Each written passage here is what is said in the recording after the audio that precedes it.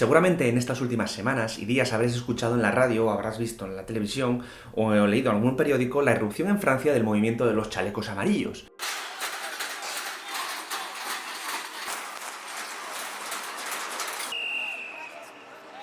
El cual, con sus reivindicaciones sociales y protestas por todo el país, ha puesto en contra las cuerdas a la administración del presidente francés Emmanuel Macron. Y sí, si no has oído sobre el tema, no quiero decir nada, pero ¿qué vives? ¿En una cueva? Dicho esto, este tipo de revueltas populares, aunque sorprendentes y llamativas para la opinión pública internacional, han sido algo bastante frecuente en Francia. De hecho, una de las más importantes y trascendentales de todo el siglo XX también tuvo lugar en ese país y pasó a la posteridad con el nombre de la Revolución de Mayo de 1968.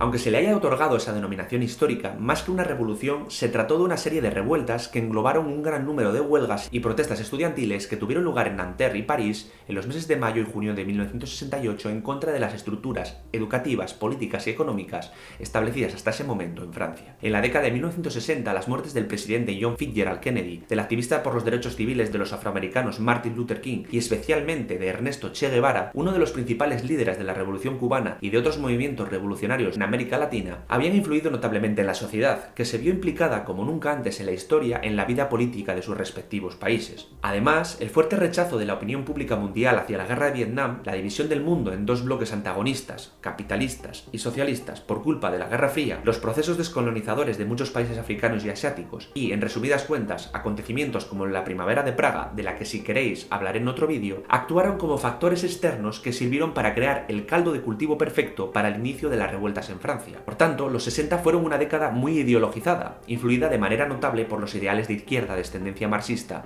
maoísta o castrista. En este sentido, Francia atravesaba un momento de graves problemas internos aumentados por el descontento de los trabajadores, que se sentían excluidos de los beneficios del crecimiento económico que tuvo lugar en el país durante los años previos, y el de los estudiantes, que en muchos casos tenían pocas expectativas de progreso personal y laboral. En este ambiente terminó por germinar un importante movimiento revolucionario que había de tener una enorme influencia en casi todo el mundo occidental. Pues bien, el 1 de mayo, con motivo de la celebración del Día de los Trabajadores, decenas de miles de personas se manifestaron en la Bastilla, lugar icónico donde comenzó, como ya sabréis, la Revolución Francesa de 1789. Al día siguiente, los estudiantes ocuparon las aulas de la Universidad de Nanterre y el 3 de mayo el conflicto llegó hasta la Universidad de París, la Sorbona. Sin embargo, la revuelta se radicalizó cuando la policía se presentó allí, cerrándola por la fuerza y deteniendo a 600 estudiantes. 2 días después, 4 de ellos, de los que habían sido detenidos, fueron condenados a 2 meses de prisión, lo que aumentó el malestar del colectivo estudiantil, que decidió elevar sus protestas un grado más, manifestándose el día 6 en la Sorbona cerca de 5.000 bajo el lema de «Libertad para nuestros camaradas». Los días sucesivos se manifestaron en el barrio latino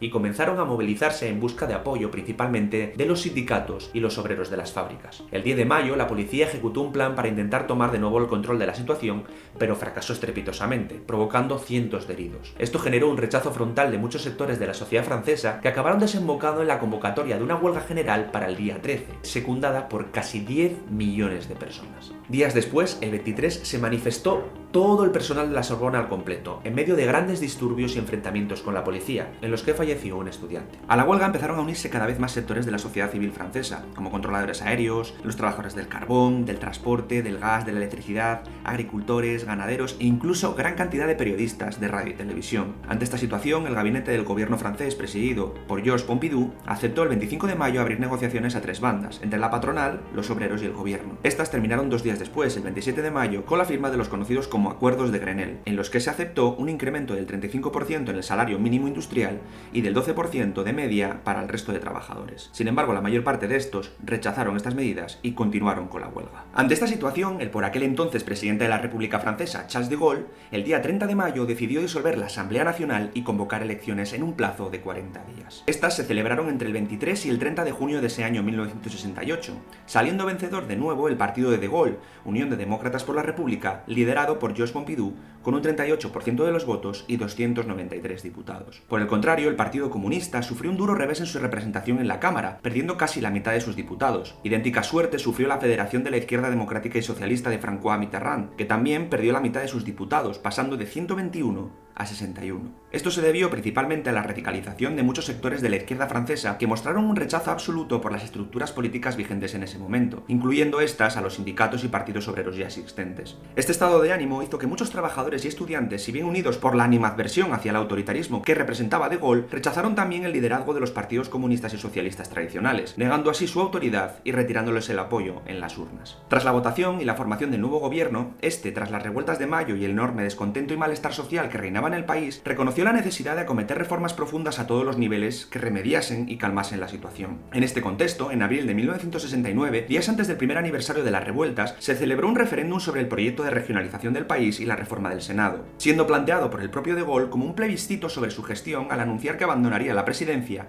si no triunfaba el sí. Curiosamente, la gran mayoría de la ciudadanía votó no, provocando de esta forma la inmediata dimisión de Gaulle y su retiro definitivo de la escena política francesa. Este acontecimiento vino a demostrar que Charles de Gaulle y su generación ya no eran vistos por la gran mayoría de la población francesa como los políticos que debían llevar a cabo la necesaria regeneración democrática y afrontar la profunda reforma social y política que demandaba el país. Y este hecho fue realmente importante, pues la derrota gaullista, aparte de poner punto y final a una de las etapas políticas más intensas y apasionantes de la historia de la Francia contemporánea, también significó el final de la generación de líderes políticos que habían dirigido la Europa occidental desde la conclusión de la Segunda Guerra Mundial. Y hasta aquí llega este, digamos, mini vídeo de hoy. La verdad es que me apetece traeros con más frecuencia episodios de la historia, aunque sea de manera breve. Tenéis el cajón de comentarios para dejar vuestras opiniones, comentarios, lo que os apetezca, como siempre. Podéis darle a like si os ha gustado, compartirlo también en vuestras redes sociales y suscribiros al canal si no lo habéis hecho ya. Nos vemos muy pronto por aquí con mucha más historia en el Cubil. Un saludo a todos, cuidaros muchísimo, disfrutar de estos días. Aquí Peter. Chao.